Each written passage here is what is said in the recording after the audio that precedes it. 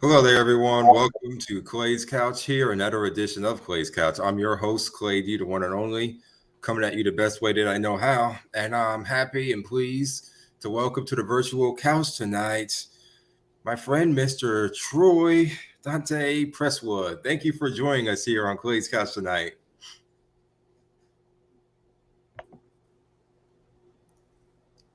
There you go. How you doing tonight, my friend? I'm doing good. It's a rainy night here in the nation's capital, but Mhm. it's rained before, and the sun will come out tomorrow. So I'm good, brother. That's good. Same over here down in North Carolina. So we had a Ah, rainy first sunny half of the weather for day, you. and now it's kind of dried up a bit, but it's a little cool out though. But hey, spring is almost here, and we got Almost. it next, and we got it, and daylight saving times, which is a topic of its own self right now. Oh yeah, oh yeah. Oh yeah, for sure, for sure. But anyway, Troy, just tell the audience about yourself, who you are, who you represent, and what do you do, where you're from, before we get into our questions here. Yeah, so I'm Troy Dante Presswood, like the little thing here says, and from Washington D.C. I'm a fourth generation Washingtonian. I went from grade school to grad school right here in the nation's capital. In that time, I've lived without full representation in Congress, while folks like Clay and perhaps many of your viewers, you guys take it for granted that you have full representation. But we here in DC, we continue to fight for that. But DC is a lot more than just the federal seat of democracy. It is a city of neighborhoods where people live and have they work hard, they go to school, and they die here. And so I am really blessed to be a product of Washington, D.C. My family's from here. They're still here. I do a lot of work in the community. I come from a family that is committed to service. And so as a result, so am I. I do a lot. I've done a lot of work in terms of just helping, communities with housing and with addressing violence. I was a former three-term elected official as a commissioner here in Washington. Now I serve as a ward chair of our Democratic Party. I do have a business here as well, a nice thriving business. I'm hoping to continue to grow. And for me, it's all about how can I be of service to other people, either through my business or through my philanthropy. Wow, that's excellent, Troy. That's an excellent resume from top to bottom. And you are a fourth generation Washingtonian. Obviously that's coming less and less these days, but just tell us about your family's history here and all of that, and what roles they play. Obviously you're very involved with the community and all of that, but as you can see, as you know for sure, DC is a transient town for sure. And just being Yeah. that you are fourth generation, just if you could just kind of just say what has kept you and your family here throughout all these years and generations. Yeah. Well, and I guess for me, it's not a foreign thing to be a fourth generation Washingtonian. In fact, there are people who I know who are fifth and sixth and Oh seventh wow. generation. Yeah, so it's not very foreign to me, but I do recognize it is foreign to other people because they do have, they have a sense of Washington being a very transient city, and it is for people who don't call Washington home. But for those of us who were born and raised here, it's not unusual to be part of multiple generations of Washingtonians. Now, I should say there's a difference between native Washingtonians and a Washingtonian. And Really, so, what's the uh, difference? yeah, well, the difference is that you can be from the Washington metro area and be considered a Washingtonian, Oh right? really? Hmm. Yeah, but there is a difference between a native Washingtonian. Those individuals are literally were born in the nation's capital, and so there's some people who go back and forth on that. Listen, at the end of the day, we're all here. We're Yeah, trying to exactly. work together.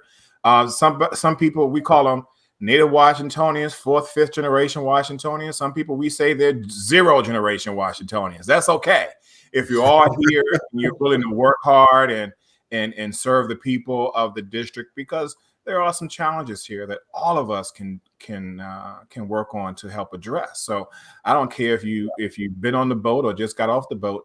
Let's all work together. That's my take on it. But yeah, family has deep roots in Virginia, and they eventually, like many Black families, they moved and migrated toward the city because that's where the opportunities were. And so I thank God for my great grandfather who migrated to the city for work. And they lived in various places in DC. They lived in Georgetown. People know Georgetown to be this very glitzy part of town, but it really was not as glitzy as it is today. Back in the day, it was an open sewer because it ran right along the Potomac River. And so before we had sewage lines, people would just waste their stuff, put their stuff right in the river. So it wasn't a glamorous place to live, but certainly they lived there and made a home there. They also lived in a part of DC called Tinleytown, and these places are very Tony. They're very upscale now. And gradually, my family marched eastward. They became the second Black family on 2nd Street Northeast near McKinley Tech High School, to integrate that block. And so since then, we've been moving gradually east. And now I'm in a place called Anacostia, which is further east and south of where I grew up, which was in the middle part of the city. So family, deep roots here. Many of us have moved on to Prince George's County. Many people know Prince George's County to be one of those Black counties with a high average income. I think it is the highest in the country in terms of Black wealth. So many of my family members moved out to the county or one of the other counties surrounding DC. I and a few of my cousins, we all stayed here in town. Wow. Now, do you know, now, obviously you just mentioned being 4th generation Washingtonian and your family and all. Where before Washington, if you know, do they originate from? Before, if you go back 5 generations, go back 5 or 6. Yeah.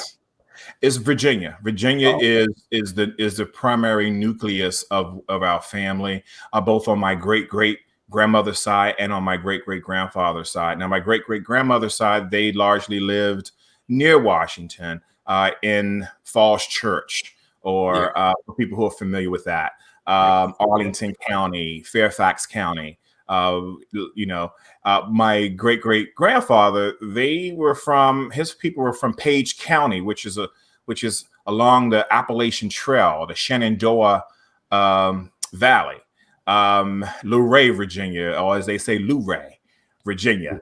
So deep roots in Virginia. Clearly, our family have roots in slavery as well, but then also in freedom. And again, we gradually marched eastward from those deep crevices of Virginia to DC, and even more east now in Prince George's County. Wow. That's definitely some stories you have to tell there. Now, also, not only are you a 4th generation Washingtonian, but you're also a graduate of the Mecca. Thank you. Now, are you the first one, if I remember correctly, are you the first one in your family to attend college or at least go to Howard? Yeah. So in my family, mom, dad, myself, even my siblings, who are from a previous relationship on my father's side, I'm the first one to graduate from college. And Howard was, as much as I love Howard, it wasn't my first choice. My first choice was to get out of DC and get as far away from here as possible. But it just wasn't meant to be. I mean, like I said, I went from grade school to grad school right here in DC. But I eventually, I had opportunities to study music at some of the major music conservatories, but I just wasn't interested in doing that anymore. I said, I don't want to do that. I want to do media. I want to do journalism. And because I hadn't been doing that up until that moment, scholarships were quite scarce. But at some point, I found my way. and got to college and work my way through college, I should say. And then ultimately, after Howard, a few years after that, going back to grad school. Wow. It's definitely amazing. Now, for the audience out there, my man Troy, he does have a voice, so he can sing. Can you confirm that you can sing? You got a voice on you. I can confirm it. I have, I'm a little got allergies right now, but Oh, no. I wouldn't do that now. No. You're doing me a solid by being here. I won't ask you to sing unless the word tells you to. So, but just moving along from that. Now, obviously, you own the Presswood Group and all, and you're a PR consultant, communications consultant, and all, and you appear on a lot of programs doing basically these type of interviews in some form of fashion, like with the local Fox affiliate and all. What? And you just mentioned that you went over into media. And did you immediately go into media or PR communications type of work immediately after Howard, or was there a period there until you kind of found your niche? Yeah.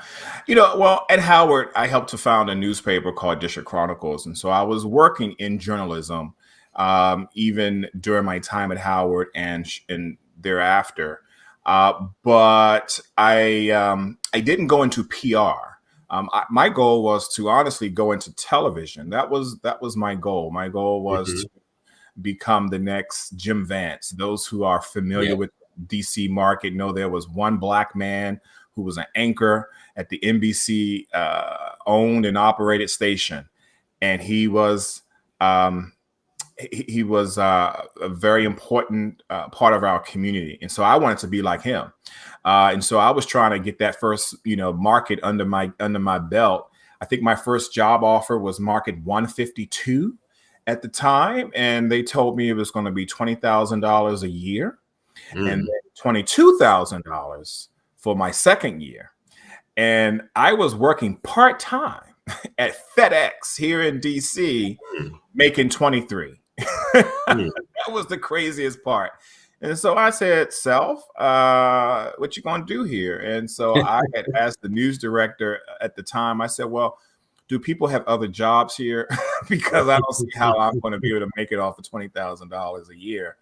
And, primarily that was because, and Clay, I know you're familiar with this, but see, as a black man, you're called upon to provide for your family, even for your mom, for your grandmother who raised me. And so I didn't, if after paying all the bills on 20 grand a year back even in the early 2000s, it wasn't a whole lot of money to send home. And so I had a come to Jesus moment on it. And I said, well, what does this moment require of you? And so I ended up going to grad school after a couple of years, thinking, well, if I get a master's, I can go to one of these little small markets still. And, I could work at the local university, or I can teach at the local school, and I can then moonlight or make extra money send home. Well, lo and behold, my program at American University was not only journalism, but public affairs. And the public affairs aspect of it piqued my interest. I was like, wow, so this is a different type of media, right? And what I learned from professors and those who were in the industry is that there's lots of PR jobs or lots of other media jobs in Washington that pays well. You don't have to leave and go away. You can stay right here in town, and you can provide for your family. So I made that slow change, Clay, and the rest, as they say, is history. Now, I will say this. I was very reluctant at first because I was always told by my old school journalism professors that once you go on to the PR side, that's the dark side of journalism, and you can't come back. Well, I knew even back then that there was a melting of the two worlds, right? They were getting closer and closer together, now to the point where you can't tell where one starts and where the other begins. Yeah. So, it's interesting how it's come full circle. And there are people now who are able to really go back and forth in both of those worlds with ease. But at the time, but because there's so many options now, but back then, the options were limited. Although they were increasing, they were still limited. And I was told point blank, don't do it. But I'm glad I did, because what it allowed me to do was to create a media company. Yes, I'm helping clients with some of their needs around communications and all of that. But at the same time, are we still together here? Okay. Mhm. I'm sorry, there was a different thing that popped up on my screen. Oh, okay. Yeah, we're here. We're here. Okay. What it allowed me to do was to create a company, to be an entrepreneur, to help clients using my skill set, but at the same time, think about the future and developing my own media and producing my own content. So I think it became a win-win. Wow, that's definitely a great story there that you have. Now, with that being said, tell everyone what the Presswood Group is about, because who knows, you might have some potential clients who may need you that are watching or listening right now. So just tell, what is the Presswood Group about, and what can you do for clients out there? Well, the main thing that I tell people about the Presswood Group is that we help clients tell their stories more effectively. We help them tell a better story. As a storyteller myself, and working with a team of storytellers, that's really the goal. No matter what the client is trying to do, if they're trying to communicate more effectively, if they're trying to create a brand, if they're trying to reach audiences, it's all communications. It's all a story. And so what we do with clients is we help them tell a better story. And so I work with a number of clients, government, nonprofit, multinational companies, companies that are launching new initiatives or launching new products.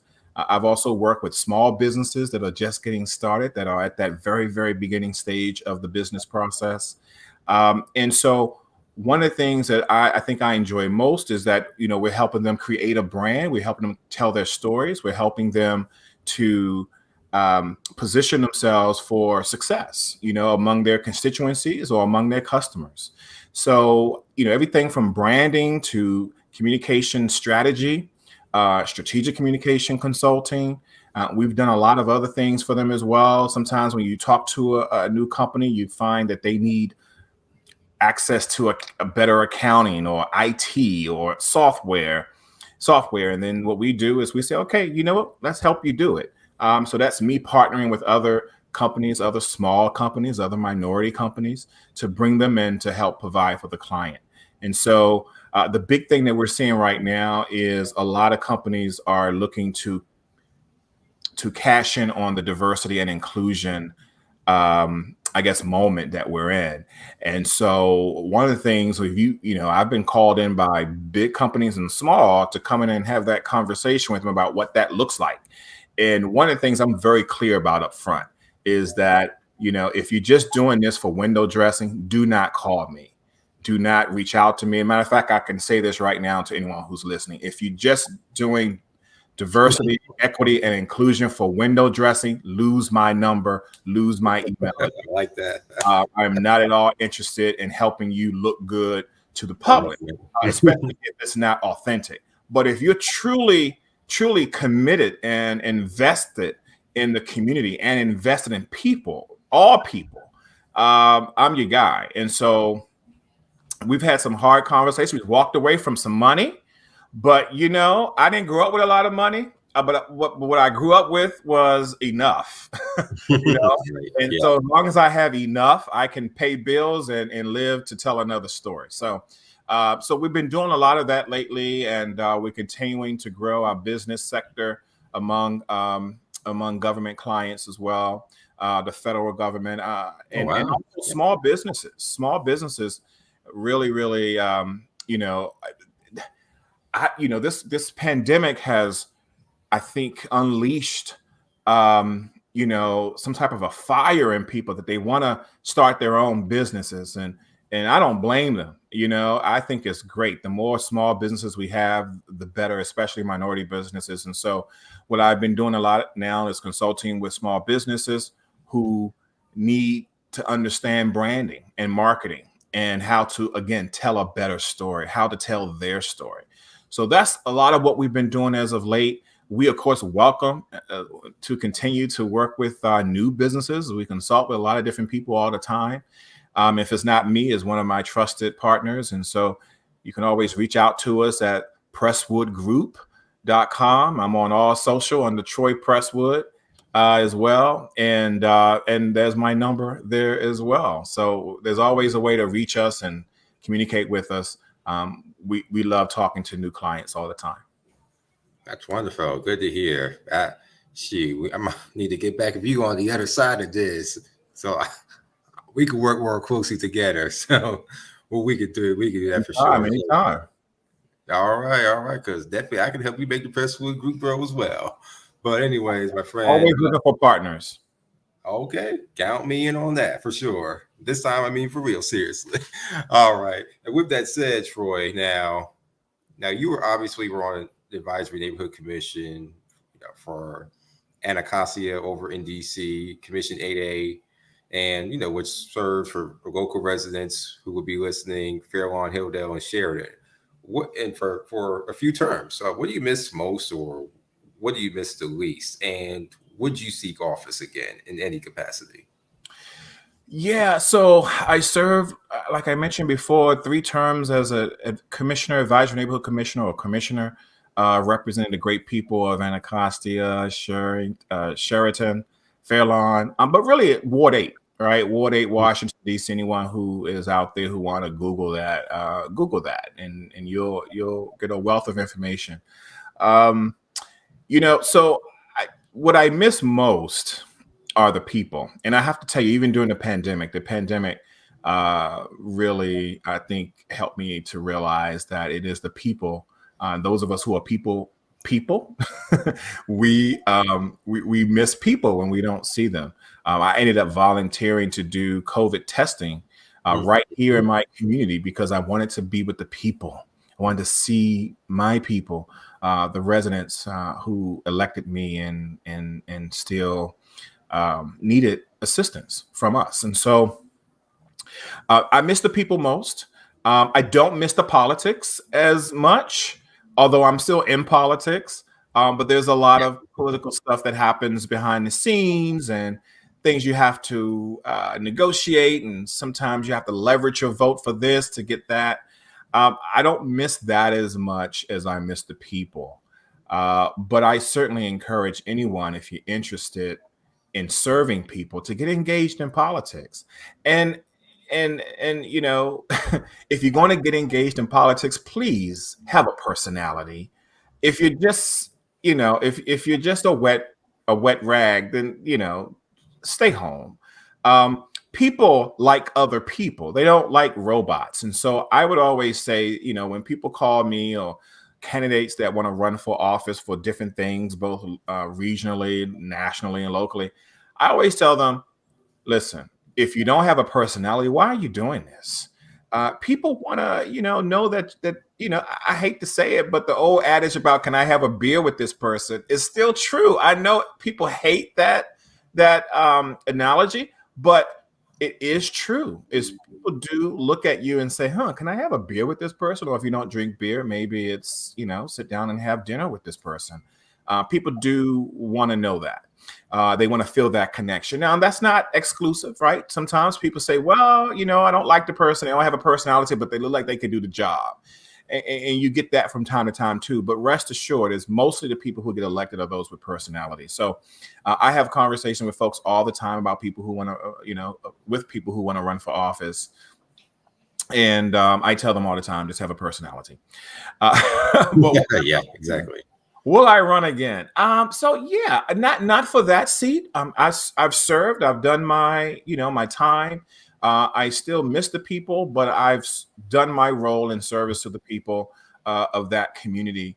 And now my service continues as the chair of our ward party. But yeah, it's the second highest, Democrat in my ward. There's always opportunities for visibility and to go further than that. There are other potential roles that I would consider. But I think folks should rest assured it is not mayor. I do not want to be mayor. I think anyone who wants to be mayor is a little crazy, because there's a lot happening. And no, in all seriousness, though, the people who are running for mayor, listen, God bless you. But it is a lot. It's a lot to do. It's a lot of work, and it's also thankless in many ways as well. So, but there are people who are cut out for that, and people who are not. I'm certainly willing to serve a mayor, but not become mayor. At least not right now. Knock on wood. But yes, there's certainly other roles that interest me. I certainly love, the work that I do now with the federal government. And so if there's a role that can put me in a closer proximity to the federal government, in Congress in particular, that might be something worth considering. But right now, I am fine with being out of electoral office, even though I am the ward chair of our party. Hey, that's good. Definitely, man. But hey, man, that's all the time that we have here for tonight. So thank you again for joining us on the virtual couch. We will touch base later, my friend. And everyone, just for full disclosure, this is my mentor. So not just saying friend casually here. So, but thank you for joining us here on the virtual couch, Troy, again. And hopefully we'll do the real couch in person soon. For sure. Hey, sounds great, Clay. And good luck to you. And thank you for having me. All right, man. You have a good evening.